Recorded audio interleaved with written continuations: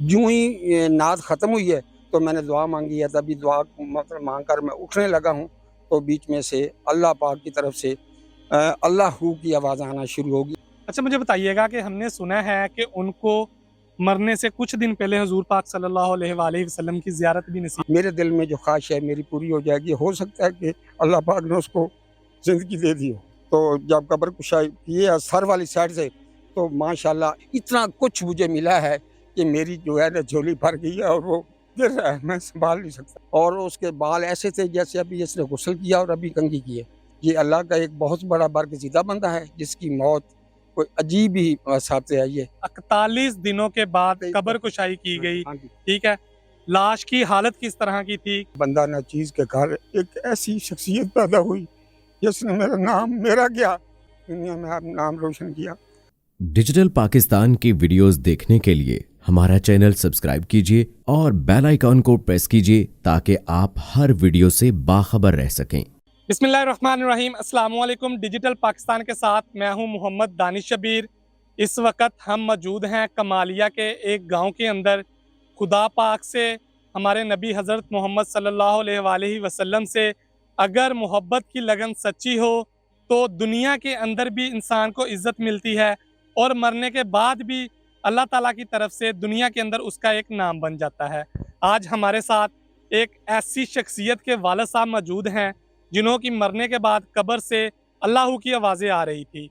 तो आइए इनसे जानते हैं कि ये वाक़या कैसे पेश आया, आवाज़ें किसने सुनी और ये क्या मामला था, बच्चा क्या करता था। अस्सलाम वालेकुम। अस्सलाम वालेकुम। वालेकुम सलाम। जी अंकल जी, क्या हाल चाल है? अल्लाह का बड़ा एहसान है जी। मैं अल्लाह पाक का बहुत मशकूर हूँ कि बंदा नाचीज़ के घर एक ऐसी शख्सियत पैदा हुई जिसने मेरा नाम मेरा क्या दुनिया में आप नाम रोशन किया।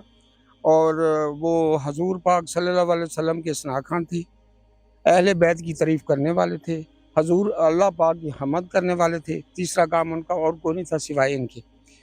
तो ये एक फ़र्म में काम करते थे कोस्तान लाहौर में, उधर आईटी ऑफ़िसर थे। तो उधर माशाल्लाह ये ठीक-ठाक थे, कुछ भी नहीं था इनको, किसी किस्म की कोई प्रॉब्लम नहीं थी, कोई बीमारी नहीं थी, कोई ऐसा मसला नहीं था।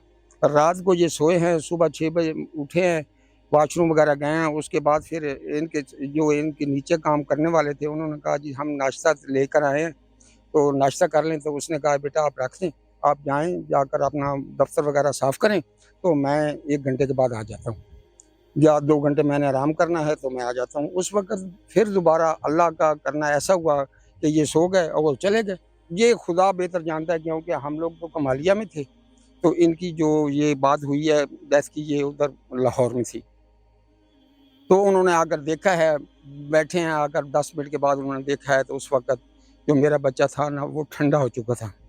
उन्होंने फ़ौरन जाकर अपने अफ़सर को बताया और अफ़सर ने आकर फिर उनको कहा कि भई इनको फ़ौरन 1122 वालों को बुलाओ। 1122 वाले आ गए, उन्होंने आकर चेक किया, उन्होंने कहा जी कि ये अल्लाह का एक बहुत बड़ा बरगज़ीदा बंदा है जिसकी मौत कोई अजीब ही हिसाब से आई है। तो आप हमारी तरफ से तो ये अल्लाह के पास चला गया है, तो आप इनको जो है ना हॉस्पिटल ले जाएँ। साथ अस्पताल था उधर वो मेरे बच्चे को लेकर गए हैं, उन्होंने भी फुल कोशिश की है। मैं उनका भी बहुत मशकूर हूँ कि उन्होंने भी फुल कोशिश की है लेकिन मेरे बच्चा यहाँ पर ना हो सके।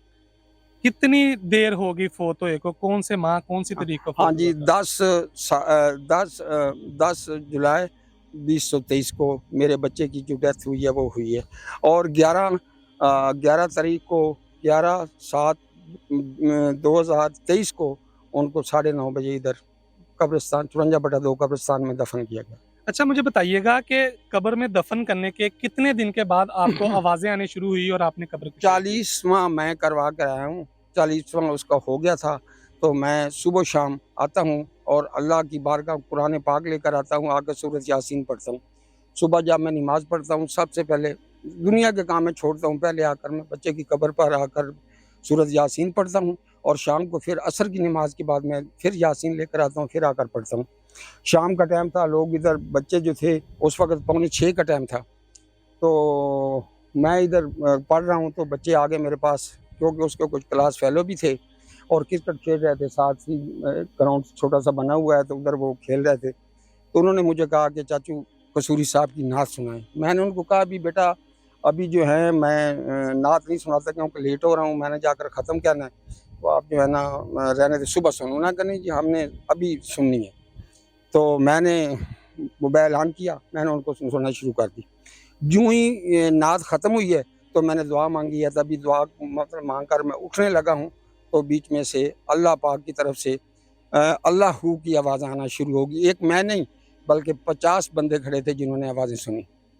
इतनी आवाज़ मतलब है कि अल्लाह पाक ने दी है उनको, अल्लाह हू की आवाज़ें आने लगी।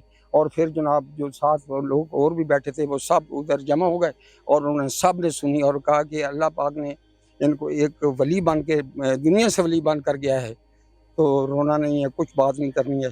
तो आवाज़ें जो थी वो सब ने सुनी। फिर उसके बाद आधे घंटे के बाद तो दुनिया की इंतहा इतनी हो गई, कोई मेरे ख्याल में कोई 5-6-7 हज़ार बंदा होगा जिन्होंने सुना। मोहम्मद के गुलामों का कफन मैला नहीं होता। 41 दिनों के बाद कब्र कुशाई की गई, हाँ जी, ठीक है।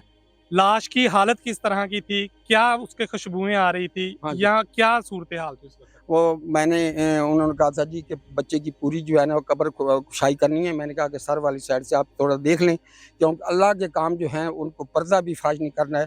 मेरे दिल में जो ख्वाहिश है मेरी पूरी हो जाएगी। हो सकता है कि अल्लाह पाक ने उसको ज़िंदगी दे दी हो। तो जिस वक़्त कब्र कुशाई की है तो 43 दिन गुज़र चुके थे।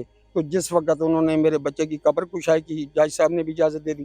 तो जब कब्र कुशाई की है सर वाली साइड से, तो माशाल्लाह इतनी खुशबुएँ आ रही थी कि दुनिया देख रही थी।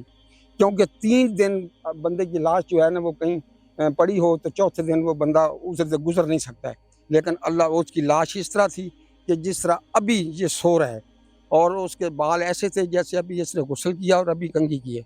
और उसके बाद कफ़न जो था वो बिल्कुल क्लियर, और जब उसका मुँह निकाला गया इस तरह जिस तरह गुलाब का फूल होता है, इस तरह उनका कलर था। अच्छा, मुझे बताइएगा कि नात का वो पढ़ने कहाँ से स्टार्ट किया उन्होंने? कैसे शौक पैदा हुआ? आप वालिद हैं, कितनी देर से वो नातें पढ़ रहे वो थे? उनको तकरीबन 7-8 साल 7 साल हो गए हैं, 8 साल नात पढ़ते हुए। उसको नात पढ़ने का इतना शौक था कि जिसकी इंतहा ही नहीं। उसको दुनियावी चीज़ से कोई लगन नहीं थी, ना उसको कोई मुलाज़मत से लगन थी, ना उसको कोई पैसे से लगन थी, ना उसको कुछ और था। सिर्फ़ और सिर्फ़ अल्लाह पाक की हमद, हुज़ूर की सनाख़वानी और अहले बैत की तारीफ़, इसके अलावा उसका कोई शौक नहीं था। हमने बहुत से नात ख़्वां देखे हैं, वो पैसे की खातिर भी जाते हैं। क्या आपका बेटा फ़ी सबीलिल्लाह नाते पढ़ता था? मेरा बेटा फ़ीस बिल्ला नाते पढ़ता था। जो उसको आकर कहता था ना कि भाई आपकी कितनी फ़ीस है? वो कहता था भाई आप अभी आए हैं, दोबारा मेरे घर नहीं आना। मैंने पढ़ना है तो फ़ीस बिल्ला पढ़ना है, नहीं पढ़ना मुझे पैसों की कोई गर्ज़ नहीं है। अगर मैंने पैसे लेने हैं तो फिर मैंने उनका कलाम बेचना है। मेरे बेटे ने आज तक 1 रुपया किसी से नहीं लिया। अच्छा, मुझे बताइएगा कि हमने सुना है कि उनको मरने से कुछ दिन पहले हुज़ूर पाक सल्लल्लाहु अलैहि वसल्लम की ज़ियारत भी नसीब हाँ हुई थी। जी। क्या इसके बारे में उन्होंने आपसे ज़िक्र किया? हाँ, वो जी मुझे ज़िक्र नहीं किया, उसके साथ जो लड़के रह रहे थे उन्होंने हमें बताया, मेरे साथ उन्होंने कोई बात शेयर नहीं की।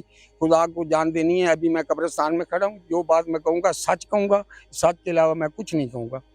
क्योंकि वो सुबह हफ्ते वाले दिन उन्होंने नमाज़ पढ़ी है, सुबह की नमाज़ पढ़ के बैठे हैं, अचानक जो है वो मतलब है कि सजदे में गिर गए हैं। 5 मिनट पूरे सजदे में रहे हैं। जो उसके साथ वो लड़के बैठे थे, उन्होंने देखा, उन्होंने बोला भाई ये ताहिर अब्बास को क्या हुआ है? तो उन्होंने जब उसको मतलब है कि जगाया गया, उनको पकड़ा भी, ताहिर अब्बास क्या मसला है? तो ताहिर अब्बास की आवाज़ जो उनके बकौल, क्योंकि हमने नहीं सुना, हमारे साथ उसने कोई शेयर नहीं किया, अपने दोस्तों के साथ उधर लाहौर में शेयर किया। तो उसने कहा था कि मैंने इस दुनिया में थोड़ी उम्र में जो कुछ मैंने लेना था वो ले लिया है। इतना कुछ मुझे मिला है कि मेरी जो है ना झोली भर गई है और वो गिर रहा है, मैं सँभाल नहीं सकता। कैसे उन्होंने कहते हैं जी बताएँ, उन्होंने बोला यार आप अपने काम में जाएँ, आप मेरे काम में दखल ना दें। फिर उन्होंने कस्में वगैरह डाली। फिर मेरे बेटे ने बताया कि इस तरह एक खूबसूरत स्टेज बना हुआ है, गायबाना आवाज़ आई है कि ताहिर अब्बास कसूरी आकर हज़ूर की बारगाह में फूल निछावर करें। मैं गया हूँ, जाके स्टेज पे खड़ा हूँ, तो मैंने सलवात पढ़ी है। सलवात पढ़ने के बाद मैंने रुबाई पढ़ी है। रुबाई पढ़ के मैंने एक नात पढ़ी है। उसमें यूँ नात थी कि आमना दे घर नबियां दा सरदार है। क्या देखा है कि इस तरह मतलब है दाएं कंधे पर ऐसे आकर हाथ लगा है और आवाज़ आई है शाबाश। जब मैंने इस तरह साइड से इस तरह देखा है तो उस वक़्त हुज़ूर पाक हज़रत मोहम्मद मुस्तफ़ा सल्लल्लाहु अलैहि वसल्लम जो थे वो खड़े हैं काली कमरी के साथ, और उन्होंने मुझे और कोई बात नहीं की। तो मैंने आराम से देखता रहा था। मैंने इस तरह पूरा मुंह जब इस टर्न किया है तो उस वक्त जनाब इतनी रोशनाई हो गई है, इतना नूर बरस गया है, मैं आंखों से अंधा हो गया, मुझे कुछ नज़र नहीं आ रहा। जब मुझे नज़र नहीं आ रहा मैंने फ़ौरन नाद पढ़ी है, नाद पढ़ के तो जिस वक्त नाद ख़त्म किया तो मैंने लेफ़्ट साइड पर जब टर्न किया है तो आगे देखा है तो हज़रत गाज़ी अब्बास अलमदार वो खड़े हैं। उन्होंने बोला कि ताहिर अब्बास, उन्होंने मेरा नाम लिया है कि ताहिर अब्बास, अब्बा जी ने हमें भेजा है कि हमारे मुरीद को ले आओ, इस गंदगी से निकले, उसकी जगह हमने आगे बना ली है। अच्छा, हमें बताइएगा कि नाथ खान के मुकाबले के अंदर कभी उसने हिस्सा लिया था? जी, नाथ खान के मुकाबले में उसने हिस्सा लिया था सर। वो उधर लाहौर में गए थे तो उधर उसने जनाब शहबाज शरीफ साहब ने उधर करवाया था, तो उस वक्त उसने फर्स्ट पोजीशन जो है ना वो ली थी।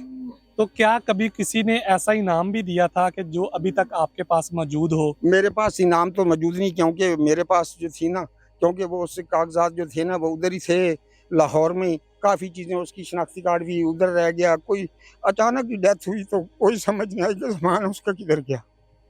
बहुत शुक्रिया। ये तो नाज़रीन आपने बुजुर्ग की गुफ्तगू सुनी। अगर मोहब्बत की लगन सच्ची हो तो उसका फल ज़रूर मिलता है। इंशाल्लाह नई स्टोरी के साथ दोबारा हाजिर होंगे। अल्लाह हाफिज़।